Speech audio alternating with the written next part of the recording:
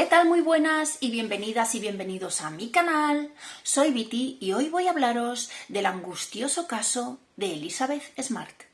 Elizabeth Ann Smart nació el 3 de noviembre de 1987 en Salt Lake City, en el estado de Utah, Estados Unidos. Es hija de Louis y Edward Smart y la segunda de un total de 6 hermanos.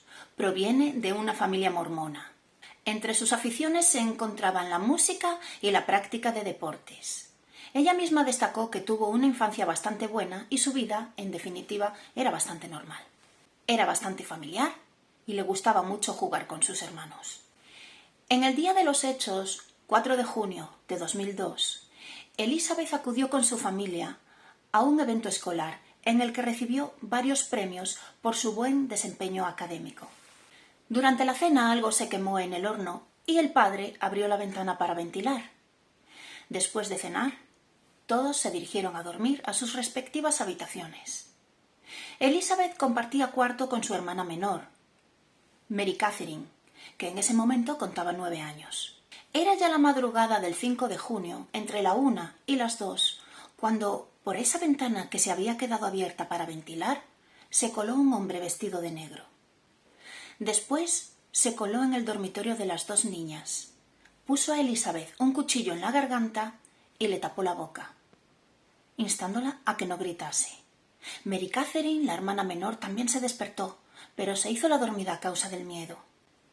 La niña escuchó que el hombre decía a Elizabeth entre susurros: «Calla, no hagas ruido y no te pasará nada». A continuación, se marcharon y Mary Catherine quedó sola en la habitación. Estaba tan atemorizada por lo que acababa de pasar que no se atrevía a levantarse de la cama para ir a avisar a sus padres.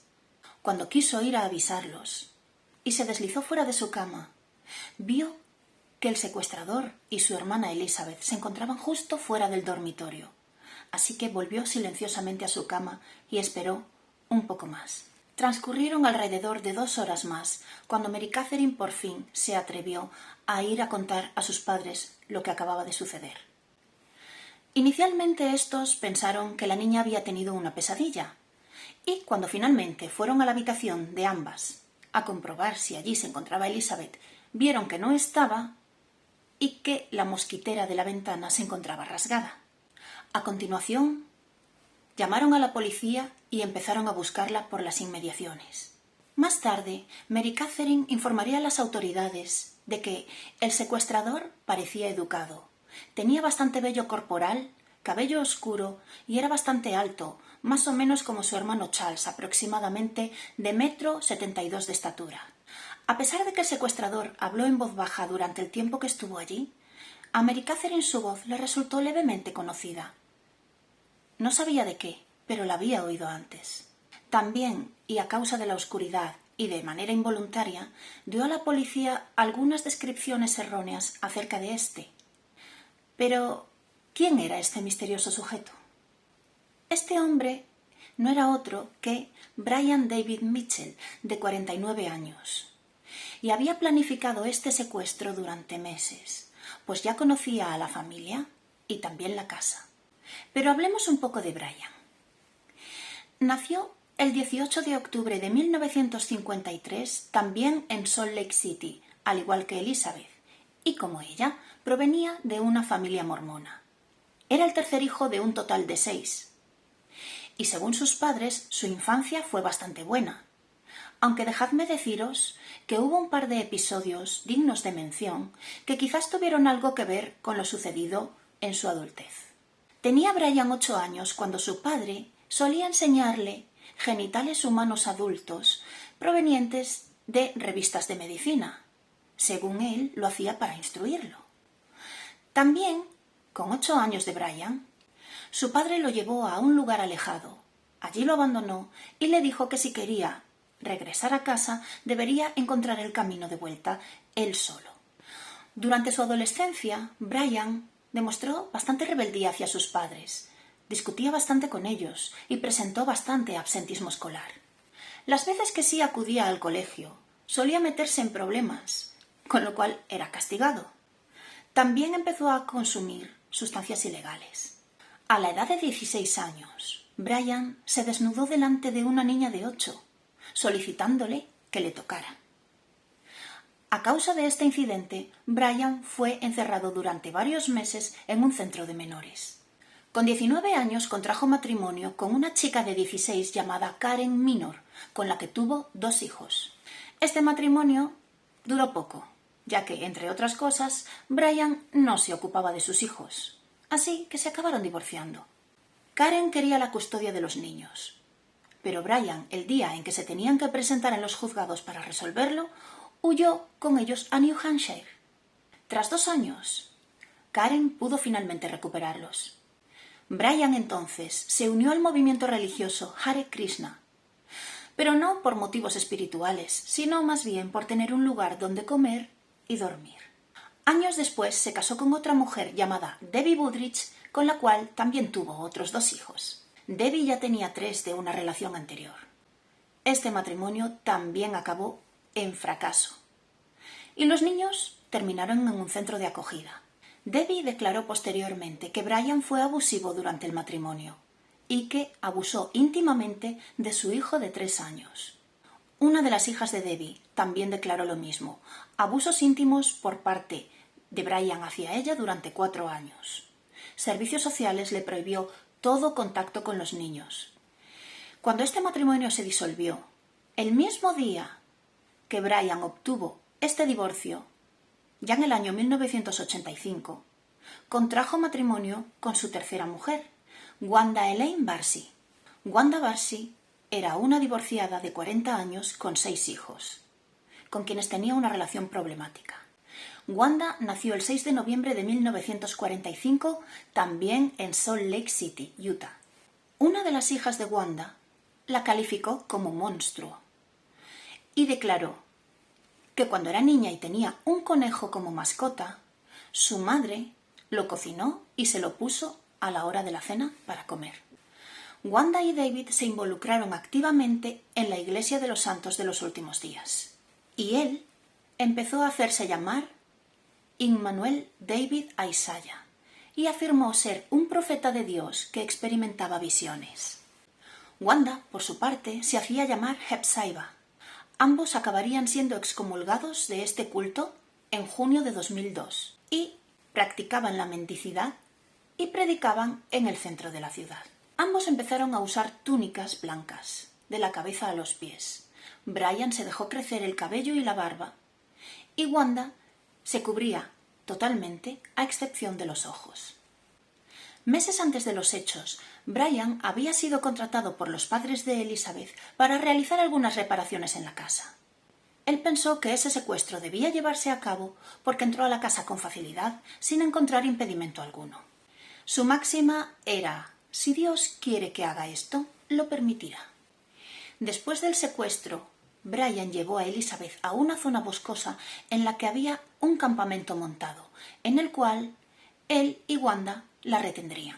La condujeron entonces a una tienda de campaña en la que Elizabeth se quedó a solas con Wanda. Elizabeth declaró: finalmente procedió a lavarme los pies en una palangana y me dijo que me cambiara el pijama por una especie de túnica. Y cuando me negué, llorando, dijo que si no lo hacía, haría que Brian Mitchell me lo arrancara. Me puse la túnica. Él vino y realizó una ceremonia que consistía en casarme con él. Después de eso, procedió a abusar íntimamente de mí muchas veces. Brian afirmó ser un ángel y dijo a Elizabeth que era un rey davídico, que surgiría en 7 años, sería apedreado por una turba, yacería en las calles durante 3 días y luego se levantaría y se enfrentaría con el anticristo. Hablaba mucho sobre sí mismo y solía comentar a Elizabeth que ella era la primera de sus muchas esposas vírgenes, las cuales le acompañarían en su lucha contra el anticristo. Para evitar que la joven escapara, la encadenaron a un árbol con un cable de metal alrededor de su pierna, lo que le permitía una movilidad reducida fuera de la tienda que ocupaba.